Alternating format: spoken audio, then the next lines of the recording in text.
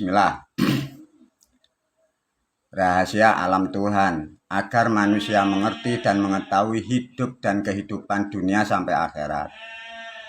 Semoga dengan memahami dan mengerti tentang perjalanan kehidupan awal sampai akhir, akhir sampai awal lagi yang tidak pernah berakhir, disebut dalam kitab Baqok atau kekal. Nah, inilah yang jadi misteri dalam dunia. Banyak manusia tidak mengerti bahwa dunia adalah siklus. Semoga dengan kitab ini mampu membuka cakrawala umat manusia sehingga tidak terjadi salah untuk memahami kehidupan, sehingga jiwa atau ruh mutlak menempati pada posisi yang benar menjadi manusia seutuhnya sampai tidak terhingga. Coba dalam kitab ini diberi gambaran oleh guru, ya. Ini ibarat alam dunia. Ini manusia punya raga. Dalam perjalanan mulai lahir di dunia terus sampailah setelah itu meninggal. Dalam bahasa Jawa sedo atau tilar donya. Bagi orang berilmu bukan tilar donya, bukan sedo, bukan mati. Namanya sareh. Makanya orang berilmu itu tempatnya bukan kuburan, bukan makam, itu pesarean. Di kaset kemarin, yang tadi udah dibekali oleh guru, masuklah ke alam kematian. Terus ini disimpulnya sederhana, terus masuklah ke alam kubur, ke neraka, ke surga, sampai ke alam jiwa dikatakan swarga luka itu.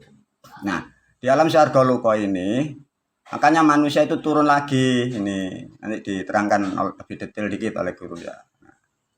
Malam masuk, makanya dari surga swarga luka, dari surga bisa atau alam arwah, dari swarga luka bisa masuk ke sini. Dari alam arwah bisa masuk sini. Dari surga itu yang kurang palanya bisa langsung masuk sini itu. Nah, setelah ini masuk di ruang atau keadaan namanya menunggu alam kelahiran. Di sini miliaran gen manusia. Ini miliaran sudah tidak bisa dihitung. Guru tidak mampu hitungnya. Ada di alamnya sana ada. Nah, ini nanti yang akan turun ke dunia ini loh. Nah, dari di sini menerangkan watak karakter pahala dan sesuai kodratnya ini. Tatkala kodratnya di dunia karakternya seperti hewan atau binatang, jadi bentuk wujudnya manusia, perilakunya seperti hewan. Tidak mengerti batasan, tidak mengindahkan moral-moral. Nah, dia masuk ke alam ruh hewan, makanya di dunia dia berbentuk jadi hewan. Nah, itu loh. Ini asalnya dari sini.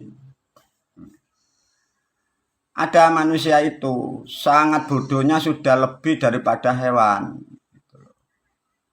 Itu nanti masuk ke alam tumbuhan atau kekayon. Jadi ruh. Makanya bila ruh itu kalian lihat betul-betul membentuk wujud itu sosok makhluk. Ini loh. Nah, tapi di antara nilai makhluk yang di pohon, ruh yang nitis di pohon dengan di hewan, itu masih mulia yang di hewan. Tapi ya sakit loh. Tapi kalau dinilai, karena dia kalau di pohon itu sudah tidak bisa merasakan makanan, minuman. Kalau di hewan bisa. Tapi masih sakit, disiksa manusia, kadang disuruh kerja, kadang tidak diperhatikan, kadang sampai dipotong.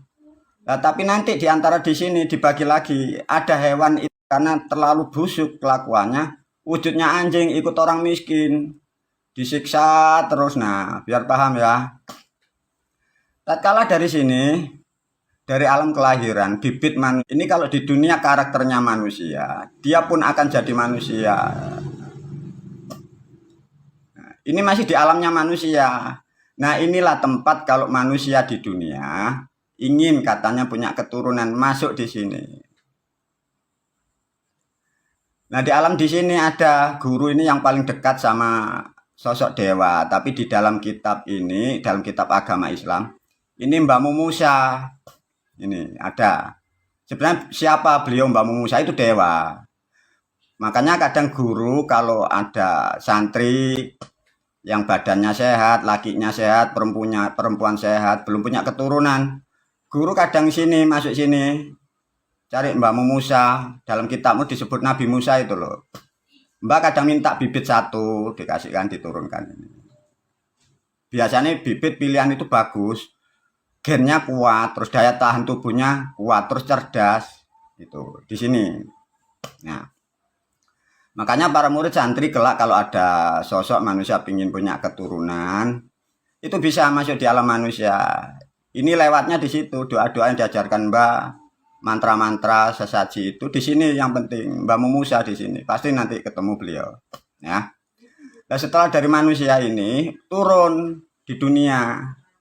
Di sini pun juga disesuaikan gen kasta. Dari orang-orang dulu mengatakan mulai di sinilah manusia itu katanya dicatat sebelum lahir. Ini loh sebenarnya di sini. Sebenarnya tidak, itu rangkaian dari sini, dari dunia dulu. Cuma nenek moyang kita dulu tidak mampu menerangkan sampai di sini. Cukup diberi gambaran saja. Sekarang lebih jelas digambarkan oleh guru. Nah makanya di dunia ini nanti pilihan tubuh disesuaikan dulu di dunia. Apa? Kesucian, ya kan ada di dalam namanya pahala. Kesucian, terus nilai moral manusia, terus daya semangat, bisa hartanya, derajatnya, dan ilmunya. Nah, itu nanti turun ke dunia milih raga itu. Ya. Makanya nanti diajarin Mbak, ada orang yang dulunya di dunia kurang bagus tapi sudah melalui proses banyak. Makanya dia turun. Di dunia ada sosok manusia, suami dan beristri. Waktu melakukan hubungan suami istri ini dalam keadaan tidak baik, apa yang dimakan tidak baik, pola pikirannya tidak baik, dikatakan bentuknya buruk atau jelek. Nah, sehingga bibit yang kurang baik turun. Nah, turun di sini jadi manusia. Nah, ini jadi orang susah di dunia. Ini dalam bahasa alam disebut orang sudro atau orang miskin atau ekonomi lemah. Itu dari pilihan di sini itu diterangkan sejarahnya di dunia. Ini udah ketemu ya. Ada manusia di dunia berilmu dan baik, banyak amalnya dari kesuciannya. Dia naik agak jadi orang lebih kaya di dunia. Disebut derajat Waisyaki. Ada lagi bibit unggul dari di dunianya memang hebat. Jadi pimpinan yang hebat. Perilakunya hebat. Memperjuangkan rakyat negaranya. Dia turun lagi. Nah, makanya di dunia biasanya jadi pemimpin baik juga. Tapi belum tentu, tinggal setelah turun di dunia mampu tidak mengatasi problem yang di dunia, godaan macam-macam. Tapi dari perjalanan kalau mundur dulu berhasil, lah nanti dari manusia diuji lagi. Kalau berhasil lagi nanti turun lagi di sini muter gini. Paham ya? Ada nanti sosok yang lebih hebat di antara para pemimpin. Nah di sini sudah langka, ini sudah langka. Jadi manusia itu pengajar kebenaran ini. Derajatnya disebut Brahmana. Sekarang sangat langka. Ini yang masih ada. Ini biasanya masih ada di orang Hindu dan Buddha. Sudah. Di lainnya sampai ini hari guru belum ketemu di agama Islam atau di kejadian belum. Atau guru belum menemukan. Tapi selama ini dilihat dari sisi aspek lain belum ada. Kalau di agama Hindu dan Buddha, keturunan Brahma ini masih ada ini. Juga tidak banyak tapi memang ada. Orangnya bijak, hebat, kemampuan luar biasa ada. Nah baru yang terakhir ini, dari proses ini turun. Yang tertinggi kelas di dunia ini, dari makam-makam derajat, namanya Batara, Betoro. Betoro ini manusia, tapi bibitnya itu keturunan dewa. Dulu dari dewa, membuat aturan, membuat perubahan dunia. Nah beliau turun lagi jadi manusia. Pasti jadi pemimpin alam sekalian pemimpin dunia. Kelasnya ini Isa Al-Masih. Nah, itu sosok beliau di sini.